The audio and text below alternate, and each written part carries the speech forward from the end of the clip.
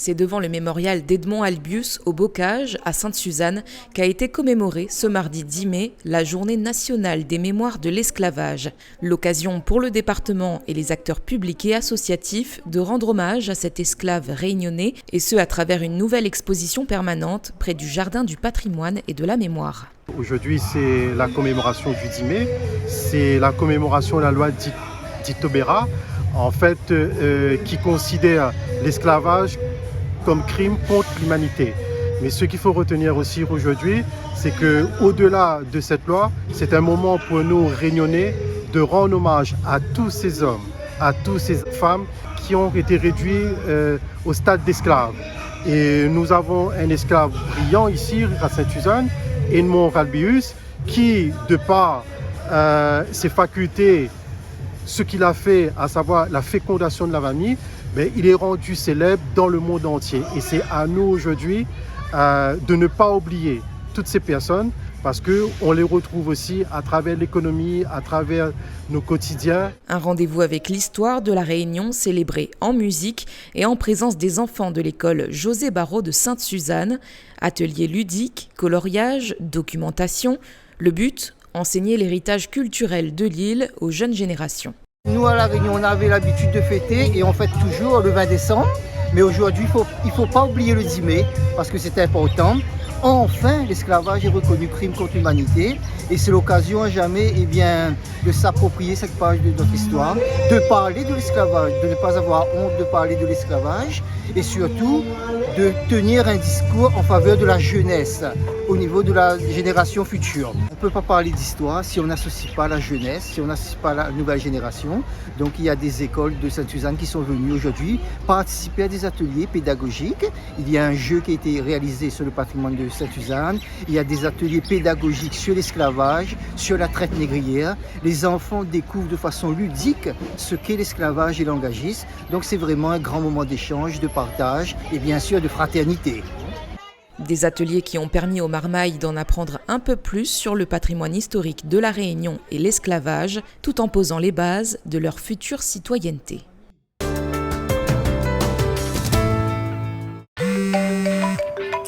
Coucou mon cave. Alors, qu'est-ce que ça fait découvrir à nous aujourd'hui? Salut Maroni. Eh bien là, je vais rencontrer Giovanni, il va nous parler du dispositif Pass Loisir. Le Pass Loisir? Comment ça fonctionne et qui peut en bénéficier? Justement, je vais dénicher toutes les infos. A plus tard Maroni. Si vous aussi le Pass Loisir vous intéresse, suivez-moi.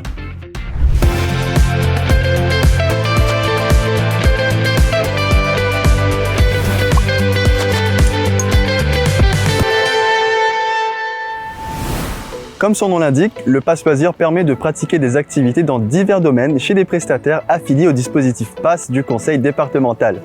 Ce dispositif est destiné aux personnes en situation de handicap reconnues et ayant des droits ouverts et à jour auprès de la MDPH. Grâce à cette aide du département, les bénéficiaires peuvent se rendre au musée, au cinéma et même chez le coiffeur. À 37 ans, Giovanni Boyer ne s'en prive pas et il a bien raison. Allez, on va tout de suite à sa rencontre. Bonjour Giovanni. Bonjour. Toi, de quelle manière est-ce que tu utilises cette aide du département?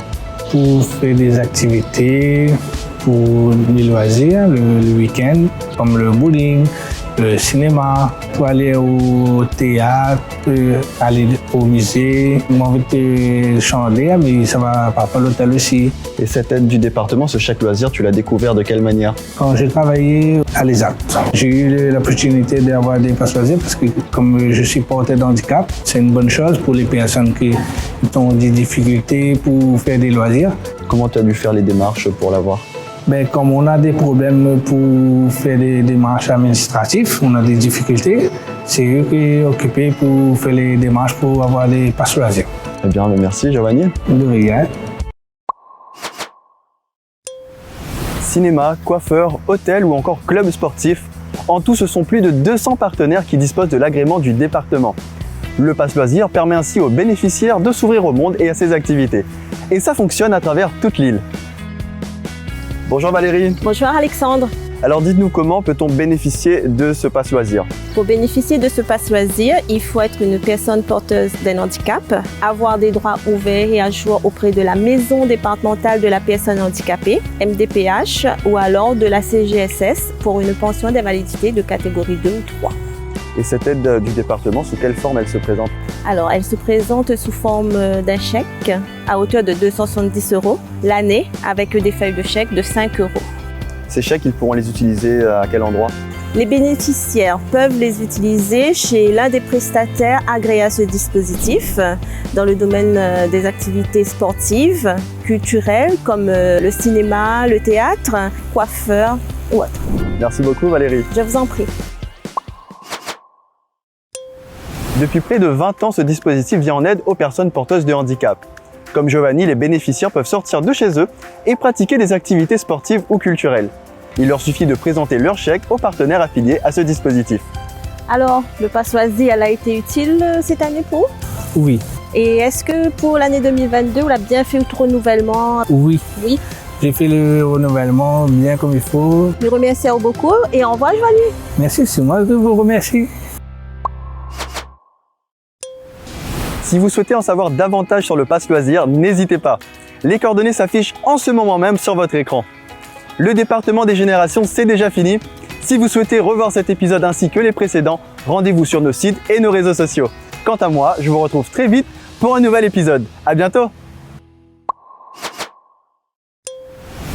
La semaine prochaine, nous allons découvrir la CMI, une carte bien pratique destinée aux personnes âgées ou en situation de handicap. Grâce à ce dispositif, elles sont prioritaires sur les places de parking, dans les bus et même dans les files d'attente.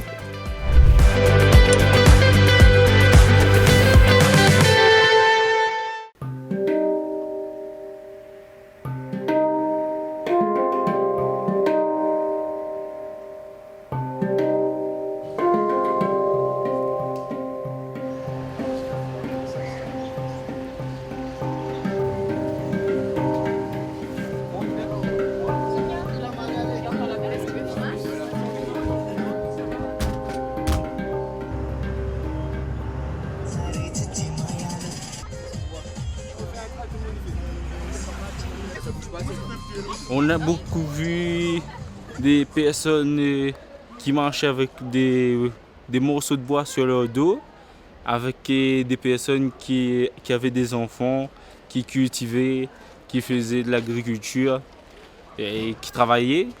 Après, on a vu des chemins qui sont très dangereux. Elle fait très peur parce que tu es à 10 cm du vide, tu regardes à ta droite, il y a le vide. Et des fois, tu regardes à ta gauche, vu que c'est des virages, il y a le vide aussi. Du coup, et comme il y a plein de bosses, ça fait très peur. Ça fait penser un peu à Mafat, mais là, on peut y accéder en voiture. Enfin, en tout cas, pour le premier, les autres, je ne sais pas encore. Et c'est surtout des cases en tôle, avec pas beaucoup d'habitants.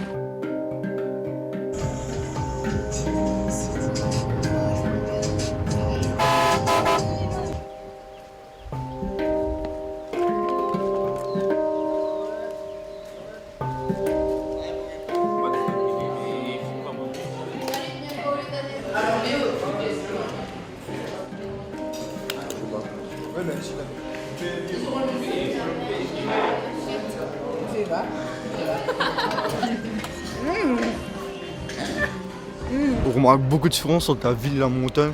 Par exemple, quand on était dans la ville, il y avait pas mal de gens, c'était très plein, très bruyant, alors que la montagne c'est plutôt calme.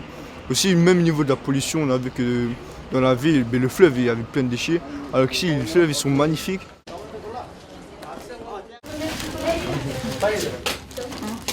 On va essayer des lunettes pour voir si la personne va mieux voir de loin qu'avec ses yeux.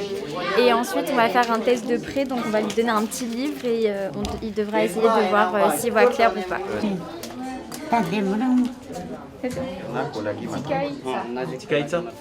Ce matin, on a fait 50 personnes et la plupart ont trouvé des lunettes qui leur correspondaient. C'est vraiment incroyable de donner des lunettes aux gens, de voir leur réaction et tout, vraiment leur sourire, parce qu'il y en a qui voient vraiment rien.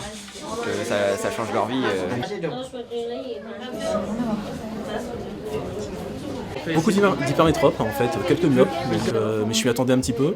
Pareil, je m'attendais aussi donc quand même quelques cataractes, des fois assez mûres, des fois débutantes.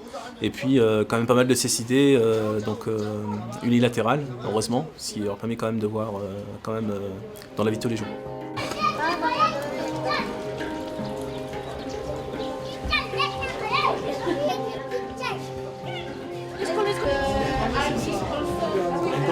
correction particulière. Je vais trouver ce qui demande.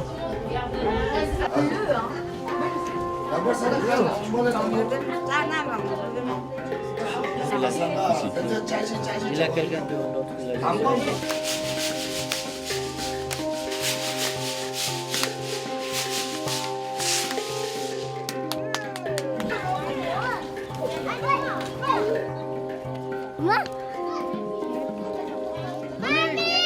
Ils essayent d'essayer l'aquarelle, comme ça, comme cette petite fille-là, et puis ça leur plaît, on dirait. Ils prennent des pinceaux qu'ils veulent et des couleurs et ils essayent comme elle. Et puis je pense que ça leur plaît, ils ont l'air de s'amuser et puis on est tous ensemble et du coup on partage quelque chose même si on ne sait pas parler la même langue et du coup c'est chouette. Tout le monde est autour de la table, ça dessine, ça montre les couleurs et ça tombe bien parce qu'aujourd'hui c'est la fête des couleurs. Et du coup ils le font, ils ont sur leur visage, leur beau petit visage, mais aussi ils le mettent sur leur feuille. C'est génial, ça montre qu'avec pas grand chose on peut communiquer, on peut échanger. Eux ils prennent confiance en nous voyant et voilà, on n'est pas un simple touriste, on partage.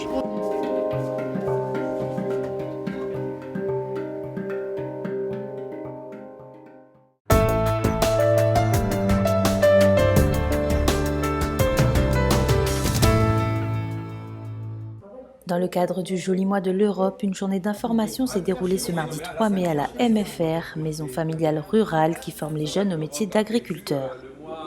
Serge Ouareau, premier vice-président du département délégué à l'agriculture, est venu leur parler du FEADER, le Fonds européen pour l'agriculture et le développement rural. C'est essentiel de faire passer le savoir, et notamment faire passer le savoir à nos jeunes qui sont dans une orientation soit de devenir ouvriers agricoles ou techniciens agricoles ou simplement devenir demain des chefs d'exploitation. Il leur a expliqué que dans le monde agricole, ils ne sont pas seuls. Ils peuvent être soutenus par l'État, le département, la région, mais surtout par l'Union européenne. L'Union européenne qui accorde une enveloppe exceptionnelle à la Réunion, 589 millions d'euros sur la période 2014-2022. Et notre objectif, c'est de faire en sorte qu'aucun euro retourne à l'Europe. Donc il est important de sensibiliser nos jeunes. C'est important pour le fait d'un matin pour les jeunes qui vont s'installer, enfin je parle des jeunes parce que c'est notre cas, connaître ça pourquoi, pour pas être laissé à l'abandon et connaître vraiment les fonds, les financements qu'on peut avoir et puis voilà, après chacun jugera de s'il a besoin de ces fonds-là ou pas forcément pour s'installer, mais c'est bien de savoir que ces fonds-là existent pour demain matin pour pouvoir aider les jeunes sur leur installation.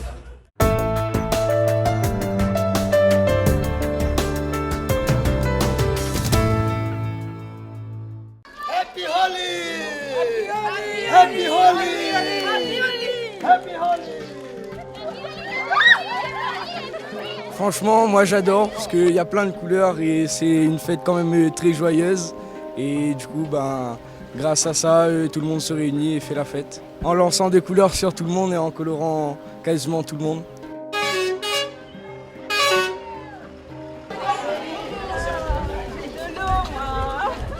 J'adore cette fête, elle est très joyeuse. Même tout le monde est venu jouer avec nous, même s'ils avaient déjà terminé.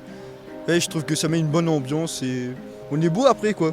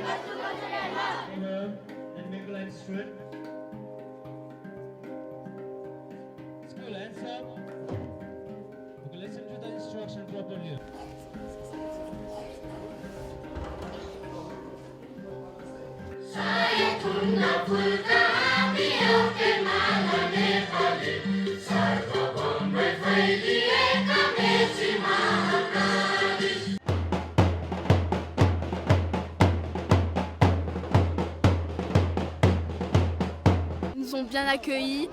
C'est vrai qu'ils ont une manière de fonctionner, c'est pas comme en France, donc ça fait plaisir, c'est notre culture. Quand ils entrent à l'école, comme une hymne nationale, enfin je sais pas trop, mais c'est vraiment comme les militaires.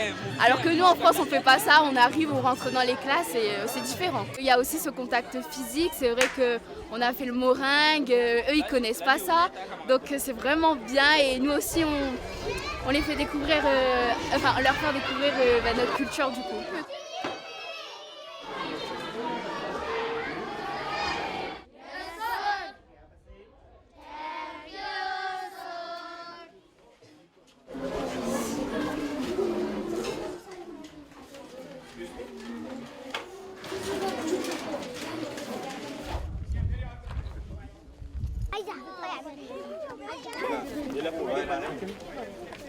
C'était vraiment merveilleux de pouvoir créer un lien avec ces élèves malgré la barrière de la langue en fait.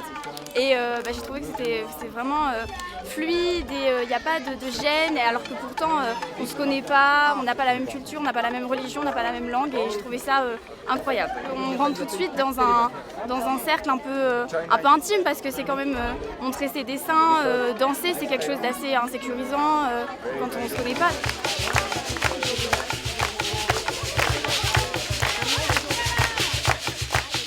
C'est riche en couleurs, c'est une façon aussi de se délivrer, d'être bien, de se mettre à l'aise. Et puis ça se transporte n'importe où la musique.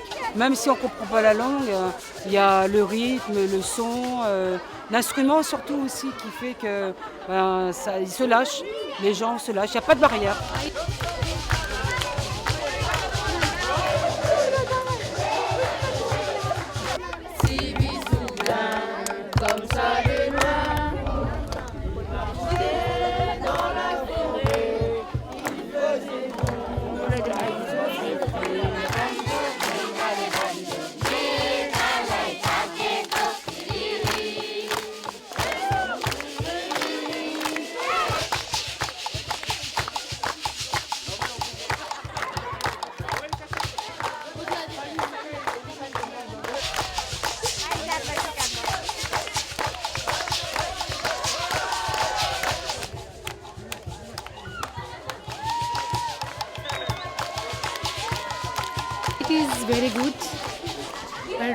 C'est vraiment bien, c'est très agréable et cette première rencontre est très intéressante.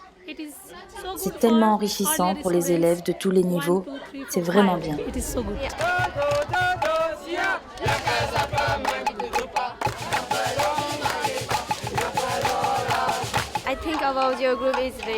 Ce que je pense du groupe, c'est que c'est vraiment agréable. Je me sens... Vous êtes très divertissants et c'est vraiment bien. Aussi, on apprécie beaucoup vos danses.